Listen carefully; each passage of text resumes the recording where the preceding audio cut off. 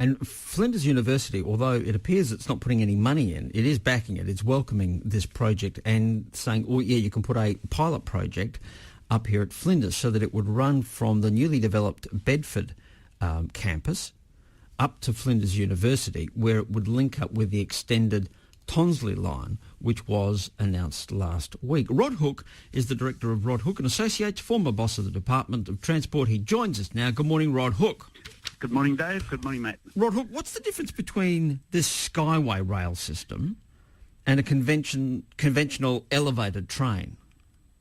A conventional elevated train is probably best described by looking at, in a light rail sense, we put a tram line over South Road a few years ago, and that's a fairly substantial structure to run up over South Road. We had a station at the top, so that gives an idea of what it would look like to put a train or a tram line in the sky. And I might say in Melbourne, they're doing their version of SkyWay, so there's no patent on the name here, but that's basically putting train lines in the sky.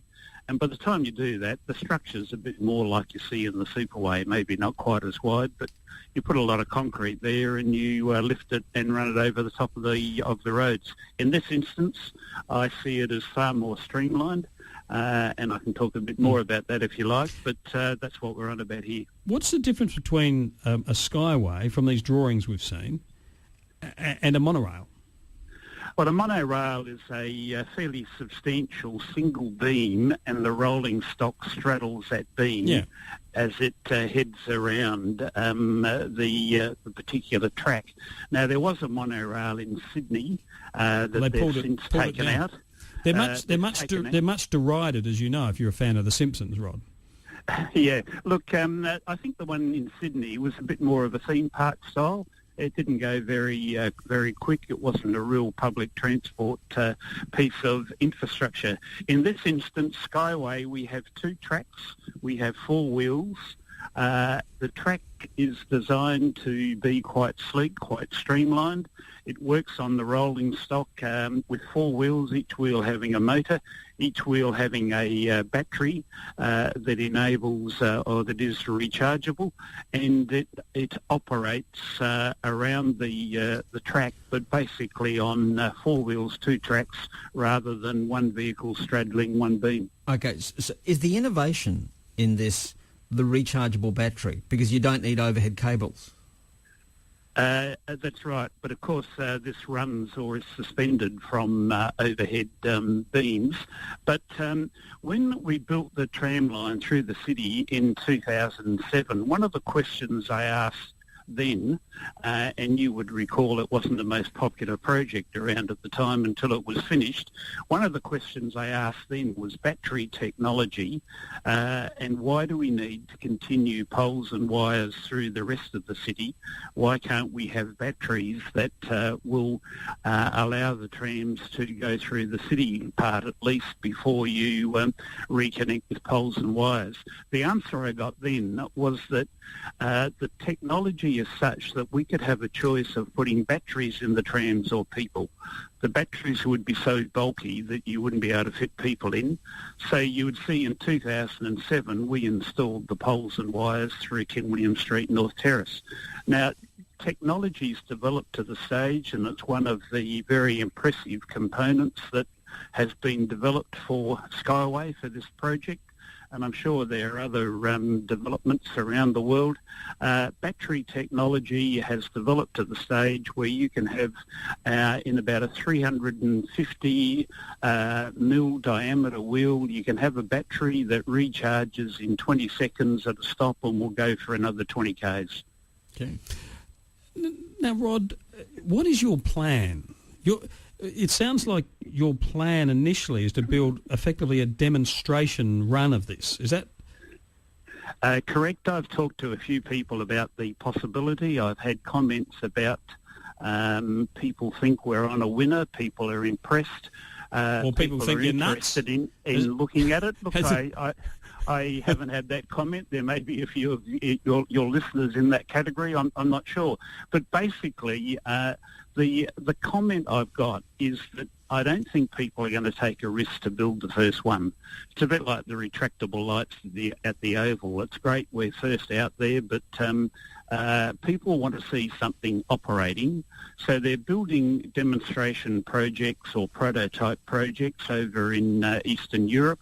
But us getting a 500-metre stretch of track and rolling stock operating down and up the hill at Flinders Uni is an opportunity for me to take people and show you this is what it looks like. Now, if you want to look at it in more detail, let's get on the plane and go to Belarus. Okay, now, if you say you can get 500 metres of track, and that would be from the Bedford Park campus up to between Flinders Uni and the medical centre. Well, it actually goes the other way, Dave. It's from the Bedford Park campus down the hill to the lower level car park for Flinders Uni, but also the point where the extended Tonsley train line would have its terminus. Okay, so it won't be clashing with the extended Tonsley train line. The idea is it will meet the end of that. Is that correct?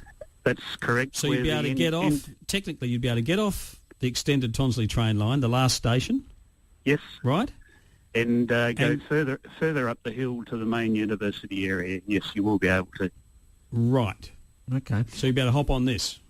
Yes, or if you drive your car to the lower level car park, you can get on this to head up to the university from there. All right. Now you say you can do that for $13 million. That's what we're working on. That's what we're budgeting. And you don't want any money from Flinders Uni? No, we've talked to Flinders Uni about getting access to the land. They've agreed to that. I haven't asked them for money. I haven't asked the government for money. We've got international investors who we will be working on bringing to the party. And we'll be heading off to Belarus in a couple of weeks' time to try and follow that up. Okay, so this isn't going to cost the taxpayer a cent? No, that's the intention. Of course, if there is a decision further down the track, and look, one aspect of this is moving freight, moving product, say from mine site to port or processing plant. When that's built, I would expect the company, the private sector company, if they're interested in this, they'll pay for it. If you do public transport, there is usually with public transport a taxpayer subsidy, but that's further down the track, and that's only if someone decides this is the way to go relative to other forms of propulsion. You're on 891 Breakfast, and you're listening to Rod Hook talking about an idea in the sky. It's called a SkyWay, and he's planning to build it. Director of Rod Hook and Associates, former boss of the Department of Transport. Rod, are you really going to build this? Like, have you got the money? Is it going to happen, or is this going to be another one of those in a year's time? We'll go, I remember those concept drawings. They were nice. That's right. I'm on a bit of a chicken and egg here. We've got funding to get the design progressed. We need to get international investors then to commit to the cost of construction.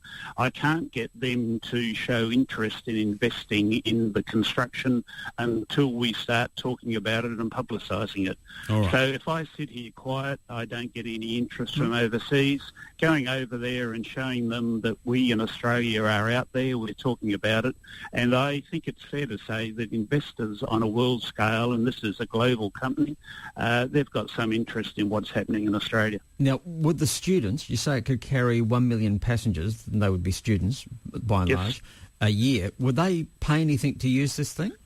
That's not our intention. It's a bit like a toll road, isn't it? My expectation, if we say to the students, here it is, 10-metre rise, 500 metres up the hill, there's a charge. They may lose interest pretty quick. I want to demonstrate that it works rather than make money out of it. Is anybody else doing this? Because why do you have to go to Belarus to see more of this kind of technology? Why don't they have their own pilot program there and run it up the hill at Belarus? Look, they are building a prototype project there, this is technology. Sooner or later, Dave, I think Australia has to invest in new technology rail. That's what this is. It's been developed by people over there. It's not my technology. We've got an agreement. We've launched an Australian company. We've got the rights to introduce this into Australia. They're building a prototype project there, and we can go and look at that.